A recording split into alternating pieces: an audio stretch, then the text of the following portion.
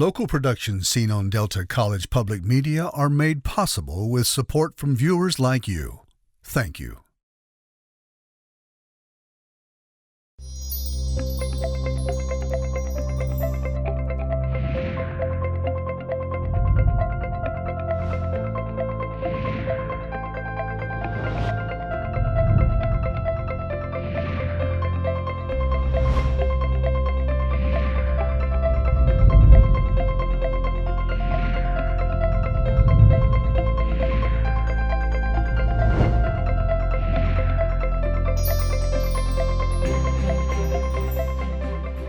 Hello, everyone. Welcome to Junia Doan's The Spark. I'm Junia Doan, and thank you for joining us.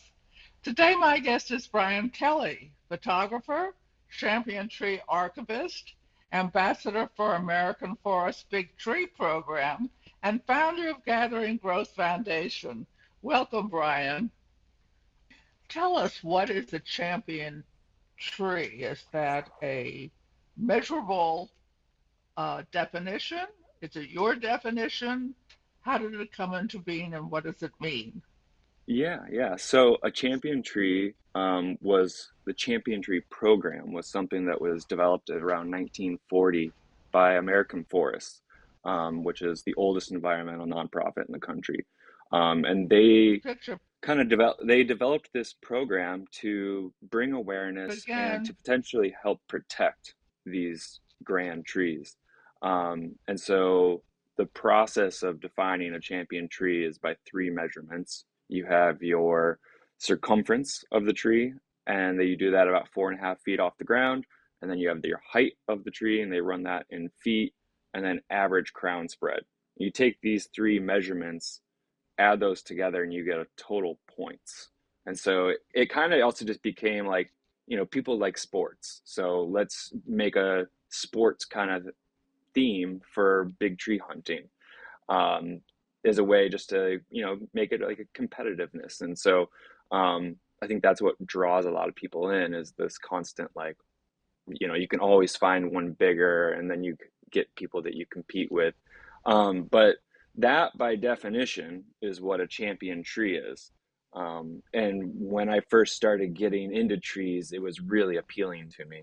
And I had found American Forest's website, um, and they had all this information, and it was beautiful. And as far as just um, the way that they cataloged all the specifics, all the numbers, all the information, but the imagery just wasn't there, because it's all, people donating their time, because they don't have like a separate fund for the champion tree program. So it was just submission based. So some random person finds a tree and they submit a cell phone photo of the tree.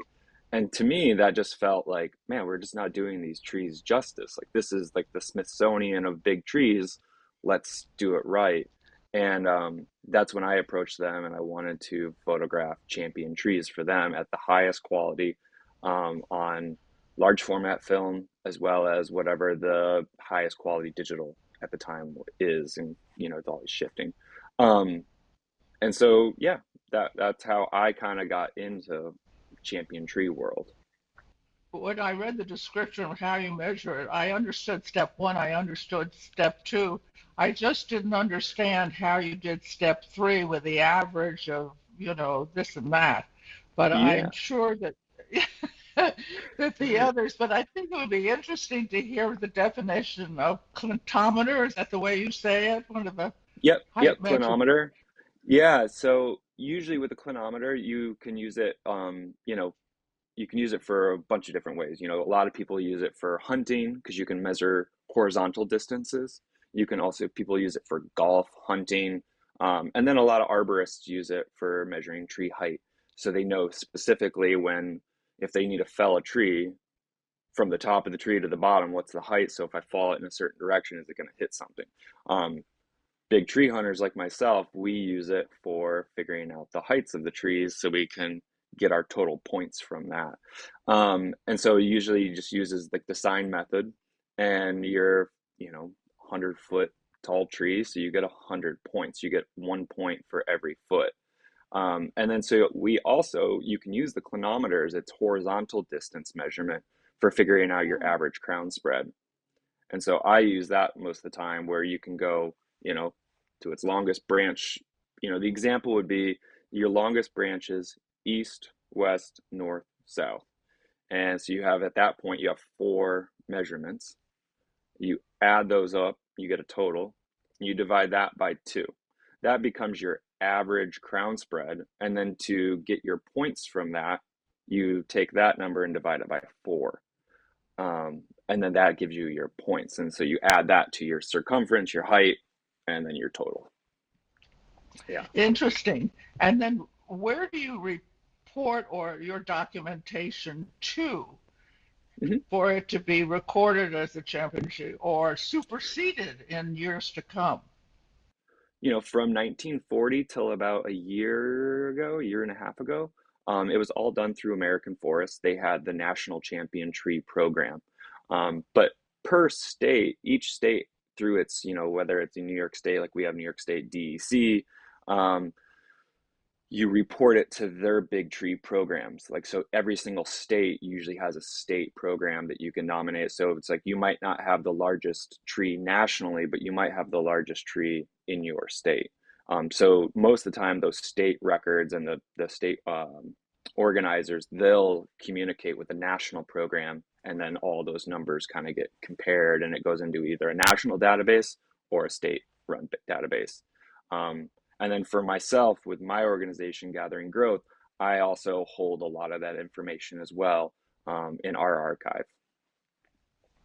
I noticed that you do an audio of the tree as well. Could you tell us about that?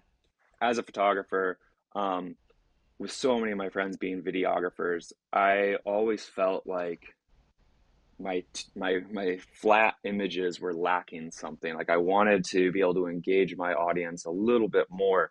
And I knew I didn't really necessarily want to do moving images, but I wanted somebody to get a sense of what it was like to be in, the presence of this tree while looking at my photo. And also, I think just from an archival standpoint, it allows people to know what it was like to be in that very specific place at that point in time. From 20 to 30 years from now, that environment where this one tree might stand will be completely different. And so I think it's another added part of the archive, just to give, to make it feel more immense later on in life. And I think it's just interesting because that audio can change throughout the years. It also can be almost this like um, trick that like where you look at the photo and you think you're looking into like the wilderness, and it looks like it's just woods for 100 miles, but then right behind you is a highway, and that's what the audio is picking up. And I always think that that's like an interesting way to give that space a little bit more context. So the audio is to pick up external noise Hmm. or Yep. whatever the reality is. But is Yeah. there noise from the tree?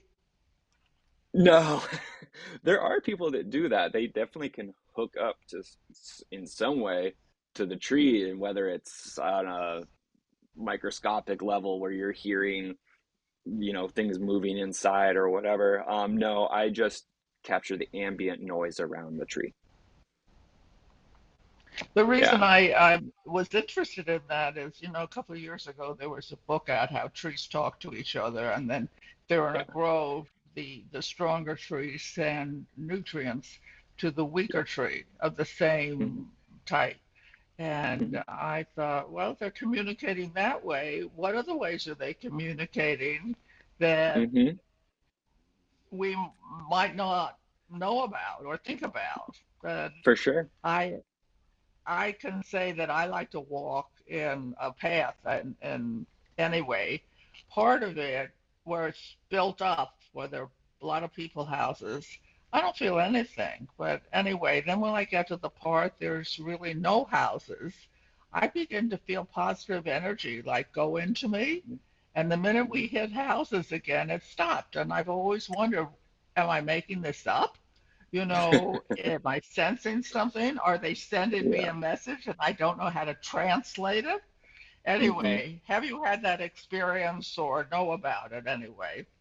Yeah, 100%. I think that was another part of why I got into all of this was at the time I was living in New York City. And as anybody that's ever been to New York or lived in New York, it can be an incredibly overwhelming to your senses experience, especially if you've lived there for quite some time and, every single day it kind of beats at you a little bit.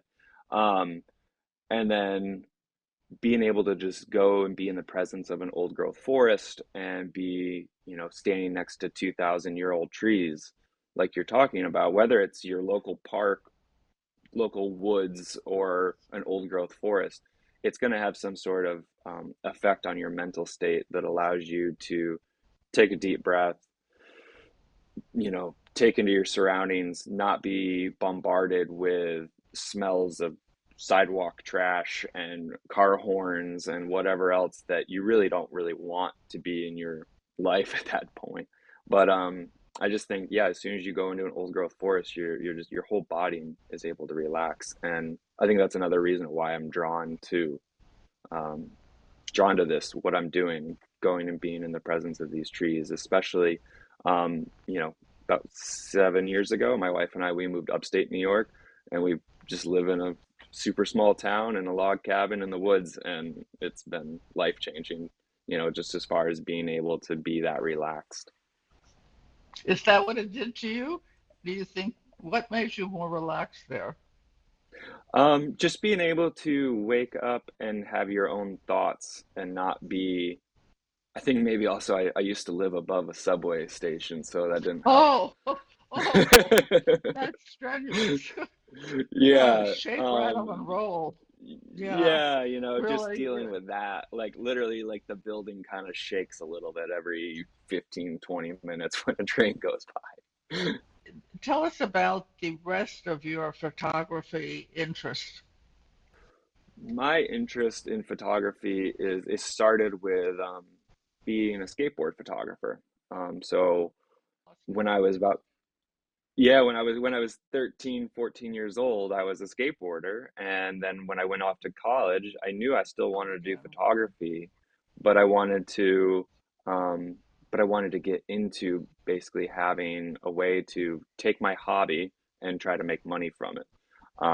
So I started doing skateboard photography, and that allowed me to travel the world, photograph my friends, work for skateboard companies, and kind of got a golden ticket in life for almost 7, 8 years. Um, but then I started knowing that I started having a feeling that I wanted to do something more than just photograph skateboarders. Um, and that's kind of my base of getting into tree photography and starting my own organization. What drew you to trees versus some other natural form? I'm not actually entirely sure exactly why I chose trees specifically, but I know the moment that I decided I wanted to photograph trees, and that was um, I had done a cross country road trip with a friend in about 2015, and we ended up in Olympic National Park in Washington State, and it was just an incredible experience of growing up on the East Coast where we don't have big old growth forests or big trees that go past 100 feet, and then going out to Olympic National Park where you have trees that are 200 to 300 feet tall and 1,500 years old. And just being next to that tree made me feel like I had this new perspective on life of like, you know, I'm only 25 years old at the time that I'm seeing this tree, and I'm just comparing a 25-year life to a 1,500-year life. And I just was like, man, like I want to see more of this. I just want to spend time with this, like these things that have been around for as long as they have. And I sort of started to lose a little bit more interest in, you know, New York City as a whole, just from, it being this place that was only 300 years old, and then being able to go and spend time with these 1,500-year-old, 3,000-year-old trees. Um, I don't know. I was just gravitated towards them, and so I just wanted to be around them as much as I can. And also, I think from the photography aspect, that's what really started to open up and make me like, more or less like I don't want to say like addicted to it, but I was like, I wanted to know and understand more about why we didn't have more old growth trees, old growth forests, and big trees all over the country. And so then it also just kind of became a little bit of a challenge too, to, well, how do I, the same way I made photography my life and career, I wanted to do the same with trees. Um, and for the most part, I have now. How do you support yourself? Right now, with Gathering Growth Foundation, we are an LLC, but we have a fiscal sponsor. And so I'm able to take in donations, and most of the time it's through private funding. And that's what's able to keep me going, keep me on the road, keep me working towards trying to create the largest archive of old and historic and significant trees all over the US. Um, and that's like right now we're working on our first book, which is the oldest and largest trees of New York State. And so we're just able to keep that all moving through private funding. And it's been amazing to see the support that we've been able to get. Um, but yeah, I mean, that's kind of how I've been able to keep this all moving since about 2018. Were there others who started photography of older trees or giant trees or champion trees in a different decade, an earlier decade? Yeah, there was definitely, there were certain people or organizations that have done similar things, but it was always, state by state. Like Connecticut had a program back in like the early 1900s, like 1905. There's like old books of documenting these historic trees all across Connecticut. Um, there's been other photographers that have done them. Like there's specific ones for great trees of New York City. And then, it's always a sliding scale of, is it the biggest? Is it the oldest? Is it just a historical context to a specific neighborhood in New York City? Um, and then even, Virginia, California, there's other people, but um, I think sometimes the books can be less about the photography and just more about the documentation. And that's sort of where I'm trying to bring those together. Like I want them to be incredibly educational, and be able to like educate somebody on the history of a certain place, the history of a species, but then also create a beautiful image that makes somebody actually care about that forest or tree specifically. Does being through with tree make you more meditative, more peaceful to have live in the whatever zone it is that meditates, that quiets down, whatever the brain waves are called? Yeah, I would say that as soon, it kind of goes back to what we were talking about earlier. As soon as you enter an old growth forest, all the noise is gone, and maybe there is, like you were talking about, some sort of energy within the forest that allows you to take that deep breath and, feel like your lungs are getting even more oxygen and your body just can really just relax. Are there life cycles of trees that you can expect a very old tree to live forever or for just 200 years? Do we know enough Ye about that now? Certain species, yeah, I mean, I think that there's definitely certain species of trees that, we can predict are going to live to be 80 years old, 150 years old. There's a saying within, big tree and maybe certain scientific communities that like oak trees, for instance, like a white oak or something like that, does 200 years of living and 200 years of dying. Um, Oh, yeah, but and then because it's gonna like reach such a great height or size, and then all of a sudden it's like it's reaching its max, and then the area might not be able to like sustain the resources that it would need to keep growing. But I think that's when you get like the super big trees, is like maybe an area does have enough nutrients or the soil is so rich and it's in an extremely wet area. I think that's the difference of a tree that grows in the desert versus a tree that grows in like a rainforest where it's just going to have an unlimited source of water and nutrients. Um, but there's definitely, it's species to species. You have trees, like I said, 50 years old and then they die. And then you also have trees like the Basin bristlecone pines that can live for over 5,500 years old. do we know enough about supplementation or uh, um, humidity and watering to supplement to extend tree life? I think for certain species, yeah, I would. I mean, again, I'm not a biologist or like a arborist to be able to give like a extremely professional uh, answer to that, but I definitely think that um, through getting, root care done, to get tree pruning done, all these things to help a tree sometimes can definitely extend the life. Um, if it's getting more nutrients, or, it's like the trees that are growing in uh, cemeteries or golf courses. Um, there's less competition, so they're able to just get bigger instead of being in a forest where they're going to grow straight up and their resources are more limited. Hadn't thought exactly in that direction, but surely that must be true. Do Oh you yeah. limit yourself to a certain species to photograph or not? No, I mean, I definitely, I think it just depends state to state, or what the national champion tree program identifies as native and non-native on their lists. Like there's Japanese pagoda trees, there's the Dawn redwoods that come from China. Um, if it's a big tree, I'll photograph it. But from like a program specific, it just depends on if the programs accept um, those species or not. Um, but most of the time, I would photograph it no matter what, because to me, a big tree is of it's of significance. If that tree were to get hit by lightning or fall over in a windstorm tomorrow, we wouldn't see anything like that for a significant amount of time. So, do you think trees have personality? I mean, if animals do, Um, yeah. can you feel differently with one tree or another of the same type? Not sure about that. I haven't really thought about that at all. I think Well, maybe that you'll think depending, about it.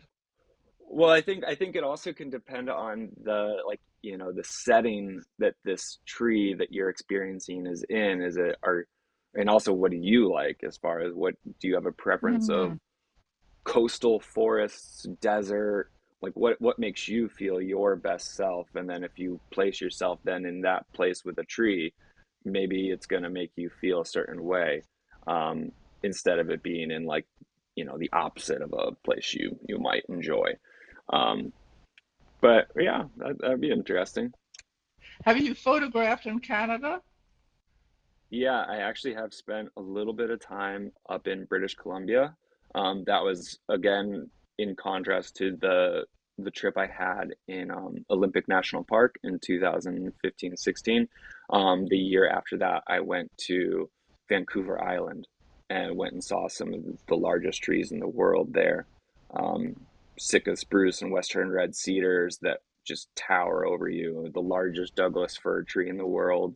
Um, Hmm. yeah, Vancouver Island is a really special place.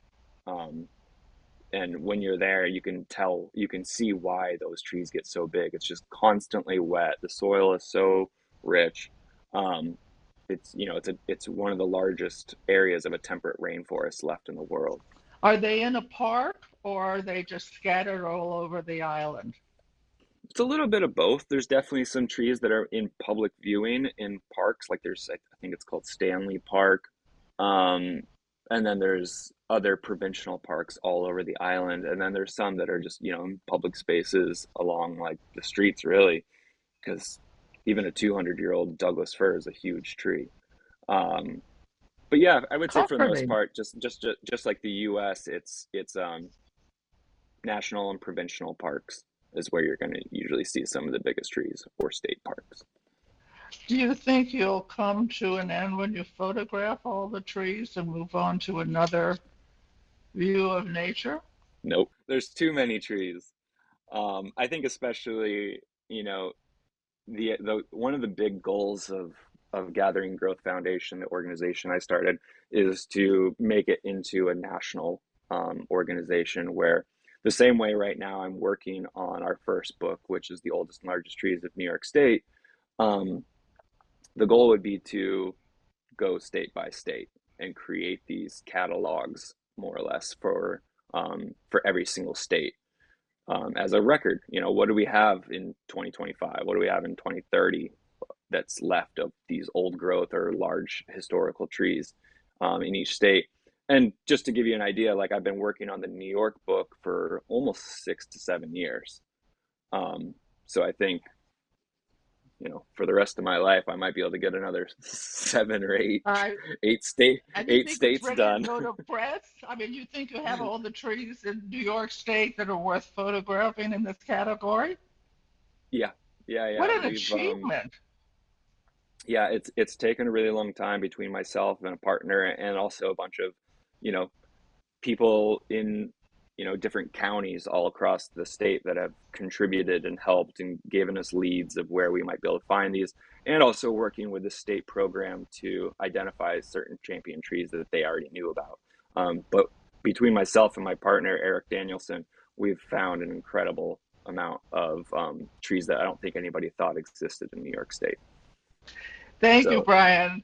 yeah, You've educated me a lot about possibilities and how you can make a career out of things you love, photography and nature. I mean, you yeah, created a category, as it were, for yourself that supports yourself and makes you feel, I hope, that you're really doing a good thing, you know, and encouraging people like me to look more deeply or up at big trees. Thank you so I hope much, so. and we'll see you, everybody else, next time. Have a good week. Thank you. Appreciate it. To contact Junia, send her an email at juniadonesthespark@gmail.com. For more information, program schedules, and news about future guests, go to www.juniadonesthespark.com. Thank you for joining us. See you next time on Junia Doan's The Spark.